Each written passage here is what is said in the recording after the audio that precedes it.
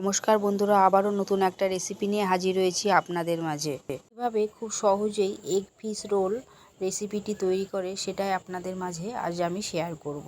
জন্য আমি এখানে 500 গ্রাম মতো সাদা ময়দা নিয়েছি।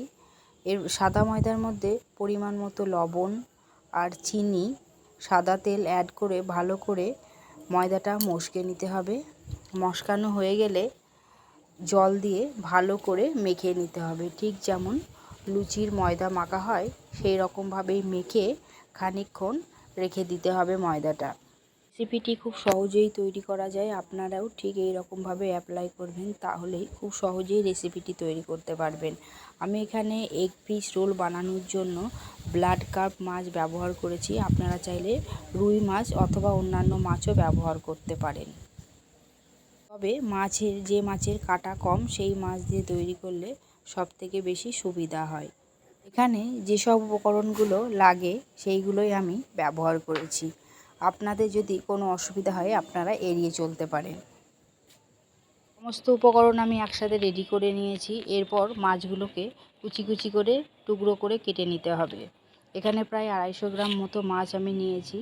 ময়দা থেকে আমার 6টা লেচি হয়েছিল। লেচিগুলো ময়দা দিয়ে রুটির মতো করে বেলে নিতে হবে, তাহলে একটু বড় সাইজের হবে। এরপর গ্যাস অন করে কড়াই বসিয়ে দিয়েছি। কড়াই গরম হলে কড়াইতে পরিমাণ মতো তেল দিতে হবে। তেল গরম হলে টুকরো করে রাখা মাছগুলো ভালো করে ভেজে নিতে হবে। এরপর লবণ হলুদ অ্যাড করে দিয়েছি। লবণ হলুদ দেওয়ার পর কেটে রাখা পেঁয়াজ কুচিগুলো দিয়ে আরও ভালো করে ভাজতে হবে। পেঁয়াজ কুচি দিয়ে ভাজা হয়ে গেলে কেটে রাখা কাঁচা লঙ্কা কুচি, রসুন কুচি সমস্ত দিয়ে ভালো করে ভেজে নিয়ে এরপর মশলা অ্যাড করে আরও ভালো করে ভাজতে হবে। মশলাতে আমি ব্যবহার করেছি আদা বাটা, জিরের গুঁড়ো দিয়ে ভালো করে মাছগুলো নেড়ে চেড়ে কষিয়ে নিতে হবে। নেওয়ার পর সামান্য মিট মশলা দিয়ে একটু নাড়াচাড়া করে রেখে দিতে হবে পুর তৈরি করার জন্য। ঠিক যেভাবে মাছের ঝোলে সমস্ত মশলা ব্যবহার করি, এই ক্ষেত্রেও সেই রকম মশলাই ব্যবহার করতে হবে।